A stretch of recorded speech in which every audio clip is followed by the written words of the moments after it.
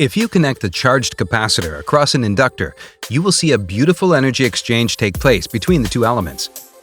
These energy oscillations look as if the capacitor is saying, "You take the energy," and the inductor then says, "No, you take my energy." Why don't any of these elements store the energy and become settled? Let's have a look at the interesting physics behind these oscillations and some of the applications. Before diving into the LC circuit, we need to understand a simple circuit, a capacitor-resistor circuit. The capacitor is fully charged initially. Let's introduce a resistor into the circuit. Here you can observe that initially the current flow is at the maximum and then it sharply decays with time. This is expected because at the beginning, the charge difference is at the maximum, so the current has to be at the maximum. Now let's see what will happen if the resistor is replaced with an inductor. Here again, the capacitor is fully charged initially. It's quite logical to expect that there will be a huge current flow at the beginning, and then the current flow would reduce as in the previous case. However, this will not happen in practice. An inductor develops EMF across it, based on the change in current flow. This means that a drastic change in current is not possible across the inductor as in the previous case.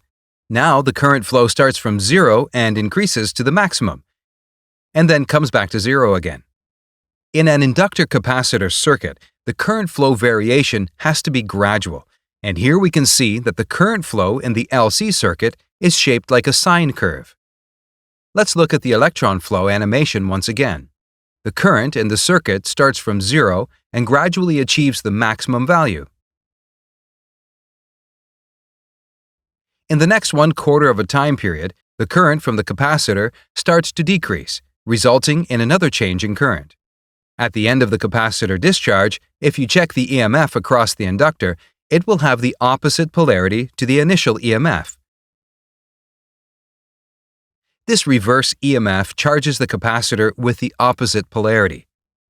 In the next half of the time period, the capacitor will be fully charged with the reverse polarity.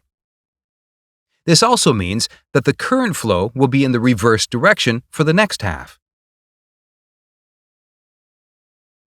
Hence, in an ideal circuit, this back and forth flow of current would continue to charge and discharge the capacitor and form endless oscillations of energy. However, practically, we can never achieve such ideal behavior due to the presence of resistance. The resistance causes energy decay in the form of heat. This means that in a practical circuit, the oscillations will die out eventually. As we increase the resistance, the oscillations die out very quickly as shown. If we increase the resistance further to some critical value, there would be no oscillation at all. Underdamped LC circuits have many applications in industry, namely thyristors, magnetrons, etc. In communication systems, they are an integral part of frequency filters. Please don't forget to support us. Thank you.